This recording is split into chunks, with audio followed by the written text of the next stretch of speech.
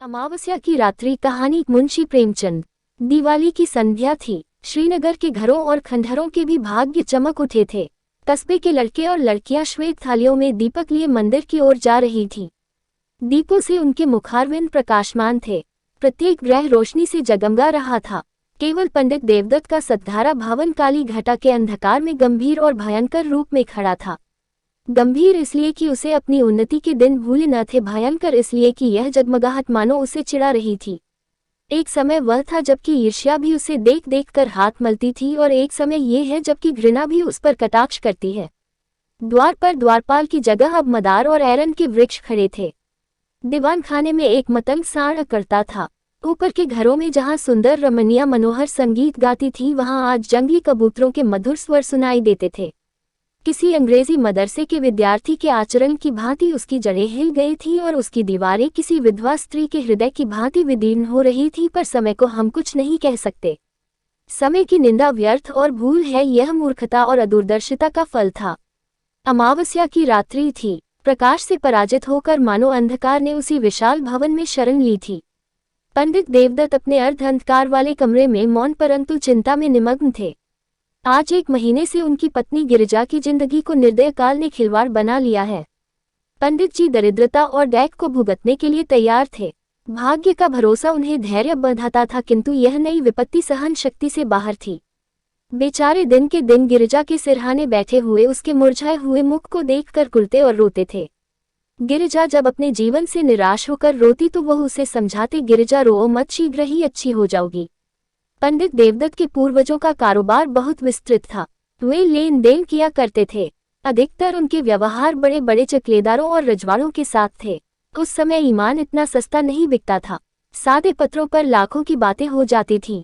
मगर सन 57 ईस्वी के बलवे ने कितनी ही रियासतों और राज्यों को मिटा दिया, और उनके साथ तिवारियों का यह अन्न धनपूर्ण परिवार भी मिट्टी में मिल गया। खजाना लुट गया, बही खाते पंसारियों के काम आए। जब कुछ शांति हुई, रियासतें फिर संभली तो समय पलट चुका था। वचन लेख के अधीन हो रहा था तथा लेख में भी सादे और रंगीन का भेद होने लगा था। जब देवदत्त ने होश संभाला तब उनके पास इस खंडहर के अतिरिक्त और कोई संपत्ति न थी।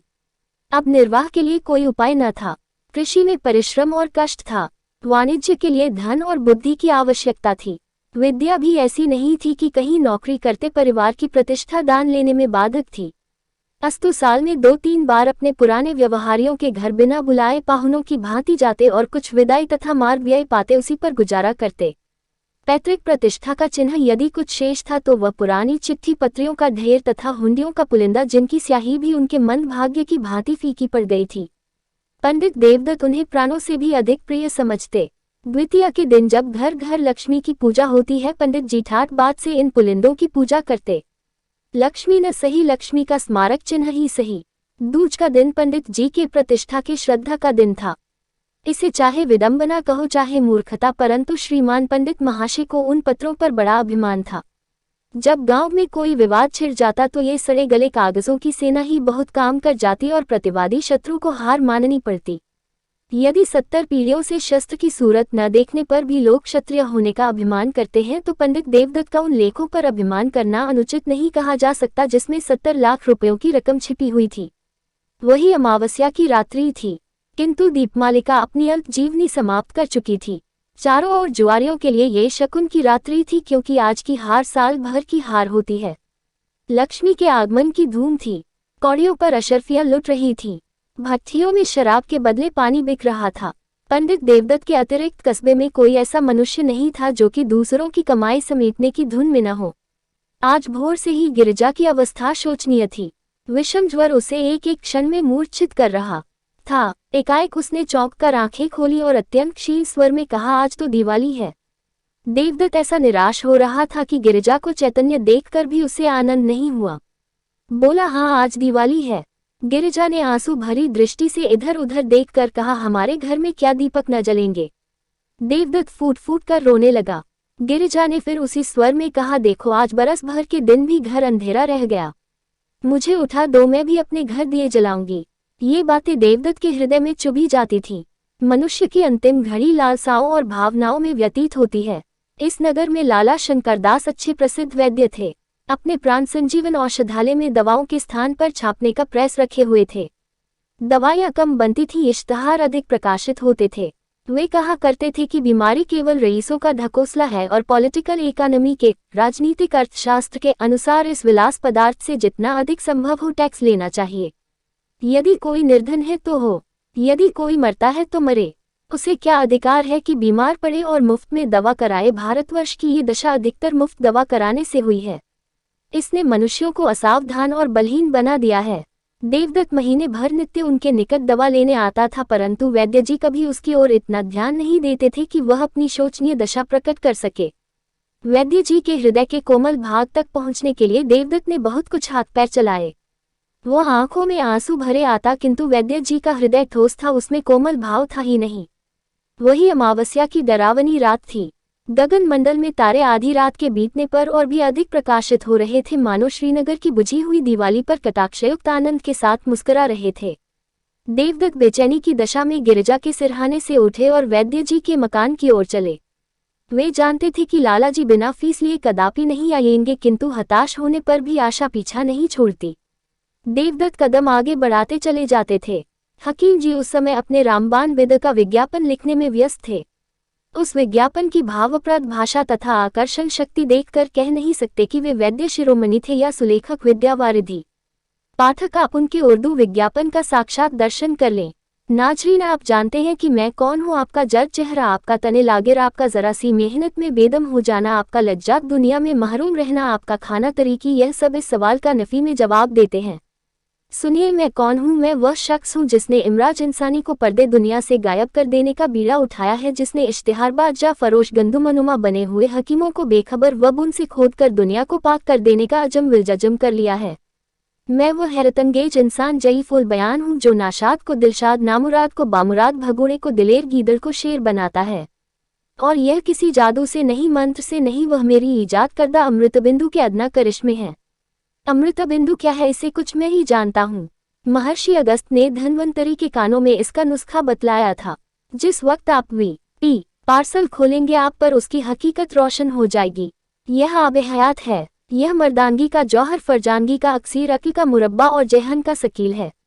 अगर वर्षों की मुशायराबाजी ने भी आपको शायर नहीं बनाया, अगर शबे रोज के रतंत पर भी आप इम्तहान में कामयाब नहीं हो सके, अगर दलालों की खुशामद और मुवक्किलों की नाजबरदारी के बावजूद भी आप हाथे अदालत में भूखे कुत्ते की तरह चक्कर लगाते फिरते हैं, अगर आप गला फाड़ फाड़ चीखने, मेज पर हाथ पैर पटकने पर भी अपनी तकरीर से कोई असर पैदा नहीं कर सकते, तो आप अमृतबिंदु का इस्तेमाल कीजिए।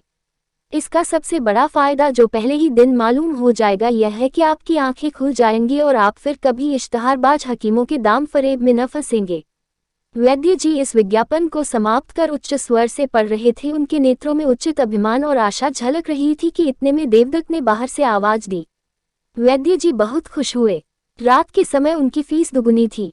लालटेन लिए बाहर निकले तो देवदत्त रोता हुआ उनके पैरों से लिपट गया और बोला, वैद्य जी इस समय मुझ पर दया कीजिए। गिरिजा अब कोई सायद की पाहुनी है, अब आप ही उसे बचा सकते हैं। यूं तो मेरे भाग्य में जो लिखा है वही होगा, किंतु इस समय तनिक चल कर आप देख ले तो मेरे दिल का दाह मिट जाएगा। मुझे धैर्य हो जाएगा कि उसके लिए मुझसे जो कुछ हो सकता था मैंने किया। परमात्मा जानता है कि मैं इस योग्य नहीं हूं कि आपकी कुछ सेवा कर सकूं, किंतु जब तक जीऊंगा आपका यश गाऊंगा और आपके इशारों का गुलाम बना रहूंगा। हकीम जी को पहले कुछ तरस आया, किंतु वह जुगनू की चमक थी जो शीघ्र स्वार्थ के विशाल अंधकार में विलीन हो गई। वही अमावस्या की रात्रि थी। वृक्षों पर सन्नाटा छा गया था।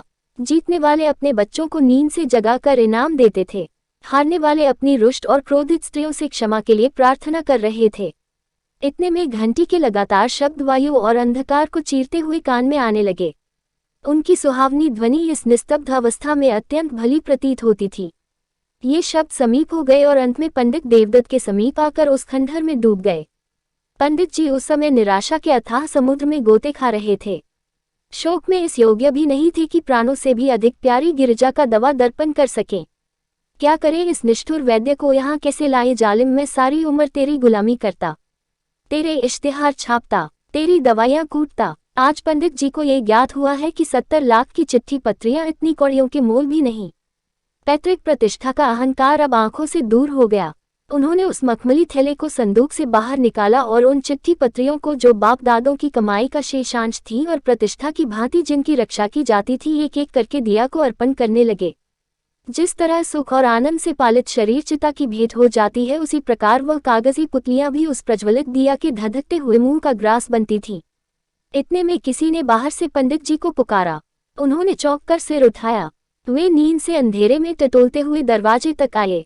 देखा कि कई आदमी हाथ में मशाल लिए हुए खड़े हैं और एक हाथी अपने सूंड से उन एरन के वृक्षों को उखाड़ रहा है जो द्वार पर द्वारपालों की भांति खड़े थे। हाथी पर एक सुंदर युवक बैठा है जिसके सिर पर केसरिया रंग की रेशमी पाग है। माथे पर अर्धचंद्राकार चंदन भाले की तरह तनी हुई नोकदार मूंछें मुखारविंद से प्रभाव और प्रकाश टपकता हुआ कोई सरदार मालूम पड़ता था। उसका कलीदार अंगरखा और चुनावदार पैजामा, कमर में लटकती हुई तलवार और गर्दन में सुनहरे कंठे और जंजीर उसके सजीले शरीर पर अत्यंत शोभा पा रहे थे। पंडित जी को देखते ही उसने रकाब पर पैर रखा और नीचे उतरकर उनकी वंदना की। उसके इस विनीत भाव से कुछ लज्जित होकर पंडित जी बोले, आपका आगमन कहाँ से हुआ? नवयुवक ने बड़े नम्र शब्दों में जवाब दिया। उसके चेहरे से भल मनसाहत बरसती थी। मैं आपका पुराना सेवक हूँ। दास का घर राजनगर है। मैं वहाँ का जागीरदार हूँ। मेरे पूर्वजों पर आपके पूर्वजों ने बड़े अनुग्रह किए हैं। मेरी इस समय जो कुछ प्रतिष्ठा तथा संपदा है, सब आपके पूर्वजों की कृपा और दया का परिणाम है। मैंने अपने अनेक स्वजनों से आपका नाम सुना था और मुझे बहुत दिनों से आपके दर्शनों की आकांक्षा थी। आज वह सुअवसर भी मिल गया। अब मेरा जन्म सफल हुआ। पंडित देवदत्त की आंखों में आंसू भर आए। पैतृक प्रतिष्ठा का अभिमान उनके हृदय का कोमल भाग था। वह दीनता जो उनके मुख पर छाई हुई थी थोड़ी देर के लिए विदा हो गई। वे गंभीर भाव धारण करके बोले, यह आपका अनुग्रह है जो ऐसा कहते हैं। नहीं तो मुझ जैसे कपूत में तो इतनी भी योग्यता नहीं है जो अपने को उन लोगों की संतति कह सकूं। इतने में नौकरों ने आंगन में फर्श बिछा दिया।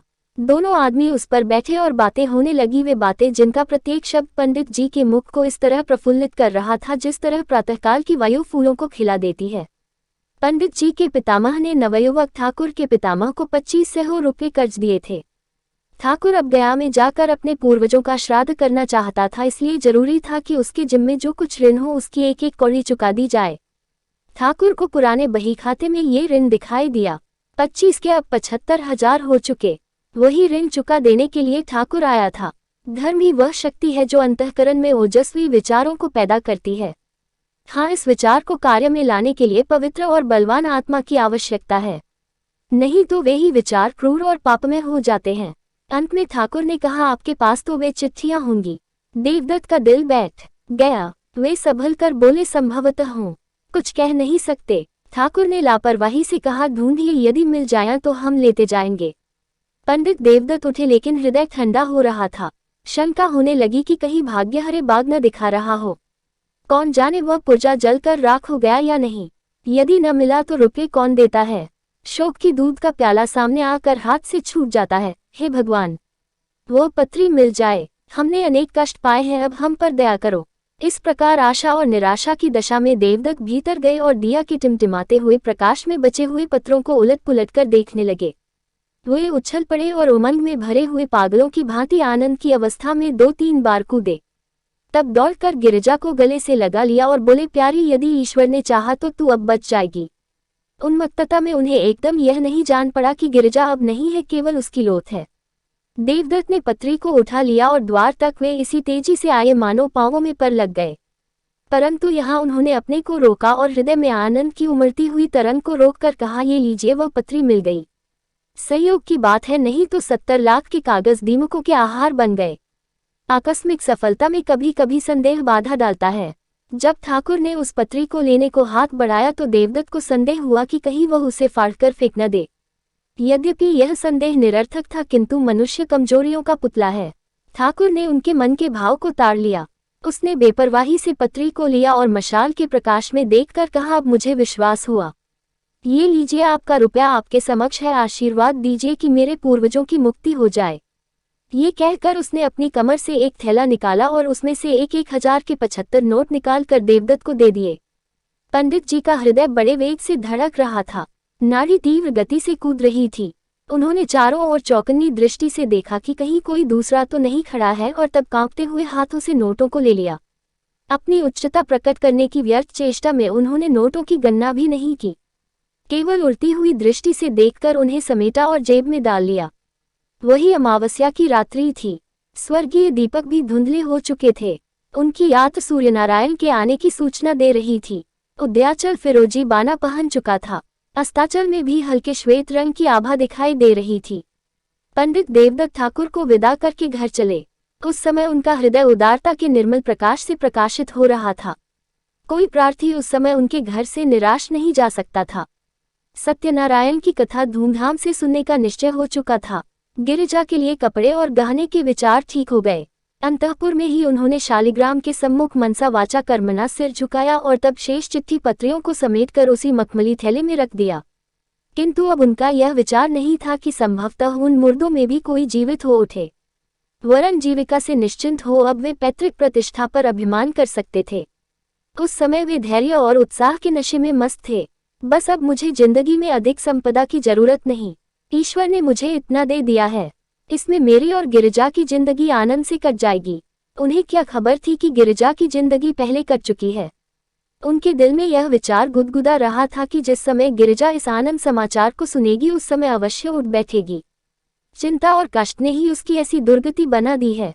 जिसे भरपेट कभी रोटी नसीब न हुई, जो कभी नैराश्यमय धैर्य और निर्धनता के हृदय विदारक बंधन से मुक्त न हुई, उसकी दशा इसके सिवा और हो ही क्या सकती है। ये सोचते हुए वे गिरिजा के पास गए और आहिस्ता से हिलाकर बोले, गिरिजा आंखें खोलो, देखो ईश्वर ने तुम्हारी विनती सुन ली और हमारे ऊपर दया की।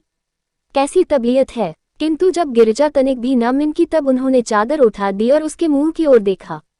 हृदय से एक करुणात्मक ठंडी आह निकली। वे वही सिर थाम कर बैठ गए। आंखों से शोणित की बूंदें सी टपक पड़ी। आह, क्या ये संपदा इतने महंगे मूल्य पर मिली है। क्या परमात्मा के दरबार से मुझे इस प्यारी जान का मूल्य दिया गया है। ईश्वर तुम खूब न्याय करते हो। मुझे गिरिजा की आवश्यकता है, रुपयों की आवश्यकता नहीं। ये सौदा बड़ा महंगा है। अमावस्या की अंधेरी रात गिरिजा के अंधकार में जीवन की भांति समाप्त हो चुकी थी। खेतों में हल चलाने वाले किसान ऊंचे और सुहावने स्वर से गा रहे थे। सर्दी से कांपते हुए बच्चे सूर्य देवता से बाहर निकलने की प्रार्थना कर रहे थे। पनघट पर गांव की अलबेली स्त्रियां जमा हो गई थीं, पानी भरने के लिए नहीं, हंसने के लिए। कोई घड़े को कुएं में डाले हुए अपनी पोपली सास की नकल कर रही थी, कोई खंभों से चिपई हुई अपनी सहेली से मुस्कुराकर प्रेमरहस्य की बातें करती थी। बूढ़ी स्त्रियां पोतों को गोद में लिए अपनी बहुओं को कोस रही थीं कि घंटे भर हुए अब तक कुएं से नहीं लौटी। किंतु राजवैद्य लाला शंकर दास अभी तक मीठी नींद ले रहे थे।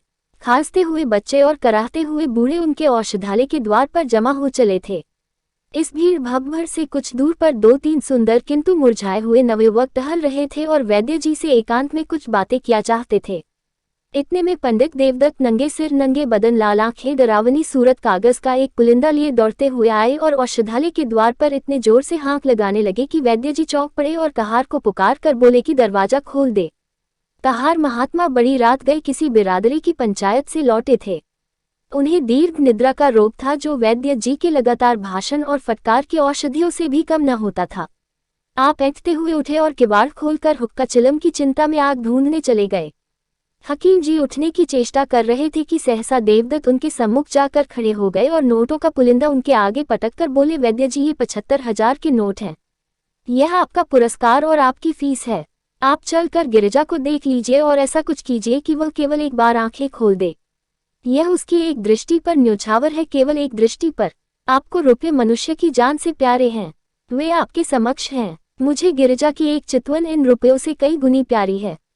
वैद्य जी ने लज्जा में सहानुभूति से देवदत्त की ओर देखा और केवल इतना कहा, मुझे अत्यंत शोक है, सदैव के लिए तुम्हारा अपराधी हूँ, किंतु तुमने मुझे शिक्षा दे दी। ईश्वर ने चाहा तो ऐसी भूल कदापि न होगी। मुझे शोक है, सचमुच है। ये बातें वैद्य जी के अंतःकरण से निकली थीं।